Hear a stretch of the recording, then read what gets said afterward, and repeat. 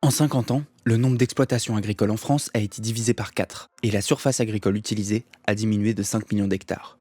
Pourtant, le nombre d'animaux dans les élevages n'a cessé d'augmenter, bénéficiant d'un processus de modernisation et de la recherche d'une plus grande productivité. C'est dans cette dynamique que l'industrie agroalimentaire a cherché à optimiser la production en concentrant des centaines, voire des milliers d'animaux sur le même site. Le terme de ferme-usine a été utilisé massivement pour la première fois lors de la mobilisation citoyenne contre le projet emblématique de la ferme des 1000 vaches, dans la Somme. Depuis, même si ce projet a été abandonné, de nombreuses fermes-usines ont vu le jour. Aujourd'hui, 1% des fermes françaises produisent plus de la moitié des porcs, poulets et œufs produits en France. Or, ce système d'exploitation à très grande échelle est non seulement néfaste au bien-être des centaines, voire des milliers d'animaux regroupés sur un seul site, mais il génère aussi de forts déséquilibres pour l'environnement, dans lequel est déversée des quantités, notamment de déjection, bien supérieures à ce que le milieu peut absorber.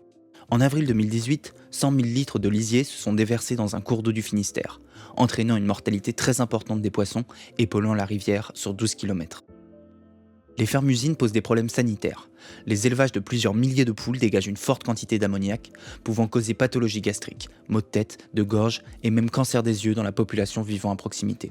Et la concentration d'un grand nombre d'animaux induit aussi de réels risques pandémiques, comme l'ont prouvé ces dernières années les apparitions de grippe porcine et aviaire, de grippe H1N1 ou dernièrement, bien sûr, la pandémie de Covid-19.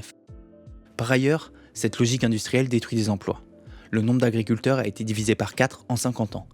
Accompagné d'une financiarisation du monde agricole, avec par exemple l'achat de terres par des fonds d'investissement étrangers, ce processus accentue la perte de contrôle par les paysans de leur outil de travail et renforce la dépendance aux marchés mondiaux, tout en mettant une pression économique démesurée sur les petites et moyennes structures, en tirant les prix à la production vers le bas.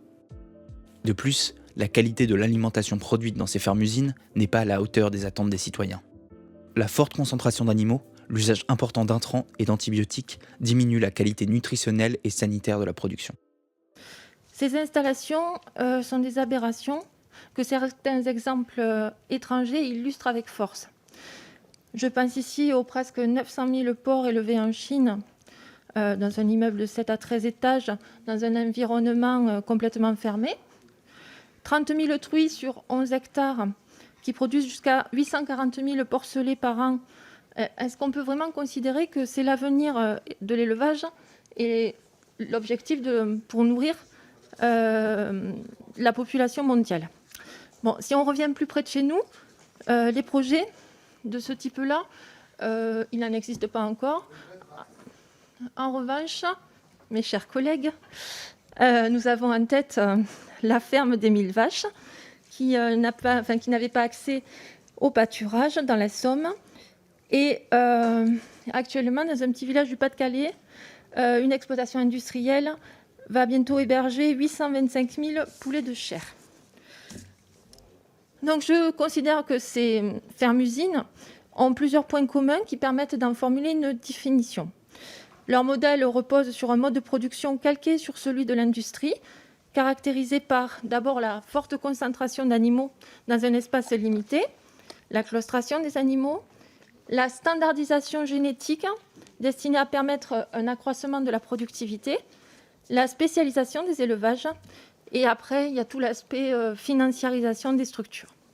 Pour remédier à cette situation, le groupe parlementaire de la France Insoumise, par la voix de sa députée Bénédicte Taurine, propose d'interdire les fermes-usines, en suspendant tout nouveau projet d'installation ou d'agrandissement qui dépasserait les seuils correspondant aux catégories A et E de la nomenclature ICPE, 150 truies, 150 vaches laitières, 400 veaux, 20 000 lapins, 30 000 places de volailles, ou une production supérieure à 20 tonnes de poissons par an.